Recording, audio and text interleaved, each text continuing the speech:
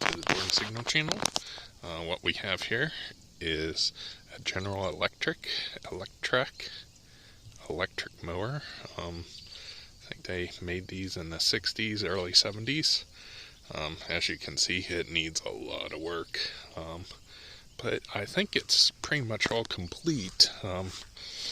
It's going to take me a lot of work probably to fix it, but it still has the batteries and stuff in it.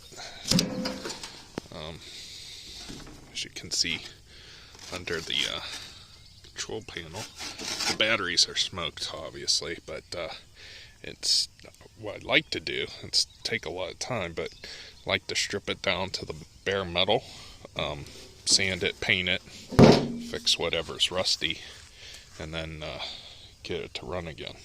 So that's the big project, I guess. There's the batteries underneath.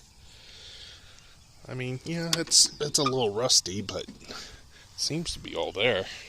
Here's some of the gauges if you can see it. But this is going to be the next new project. This is an E20, I believe. It says it right here, but it's kind of faded. But I got a couple extra parts for this. So hopefully, once I get the batteries out of it, I can move it a little bit easier, since it's dead in the water right now. But overall, it doesn't seem terrible for as old as it is.